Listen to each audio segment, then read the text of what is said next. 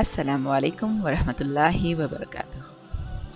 Rabbi shrah li sadri wa yassir li amri wahlul uqtatam min lisani yafqahu qawli.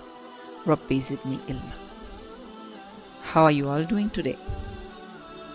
I hope and pray that you all are in the best state of health and iman. May Allah grant us health and happiness. Ameen. Today, we will be discussing a few points from Surah Zumar. Surah Zumar is the 39th surah in the Quran. Zumar means troops. Allah will send people to Jahannam and Jannah in groups, in troops. We will be with the people whom we spent the most time with. So it's very important to choose the right friends and the right companionship so that we lead each other to Jannah.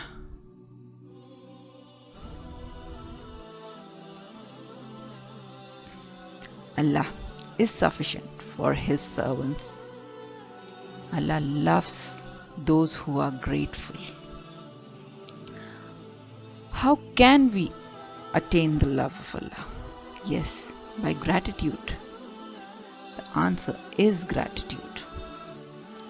When we are grateful to Allah, Allah blesses us with more and more. We should make a regular practice to be grateful each day for everything Allah has blessed us with. At the end of the day, just make this a practice. Just remember what all blessings we received from Allah that day, including the breaths we've taken. Note it down, make a gratitude journal, and see for yourself how Allah is blessing you more and more each day.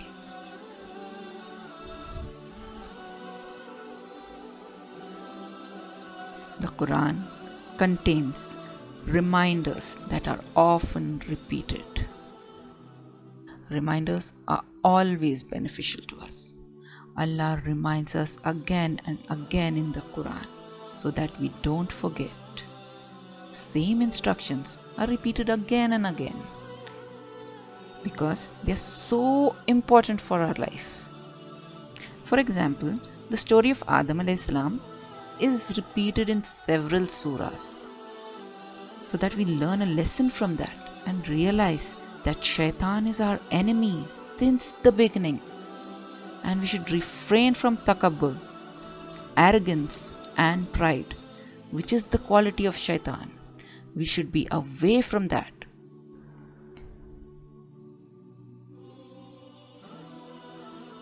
We have learnt about taqwa. Taqwa is doing good deeds out of the love of Allah and refraining from the bad deeds to avoid the anger of Allah. Taqwa is also described like this. Imagine there is a thorny path and you're walking on it. How will you protect your garment and yourself from that thorn?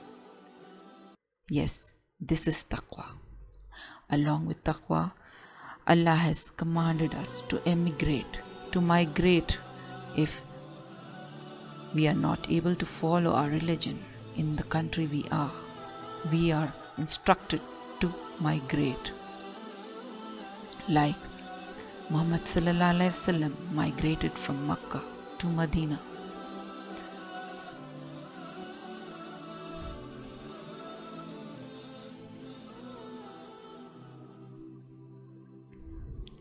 In this surah, the nature of man is described.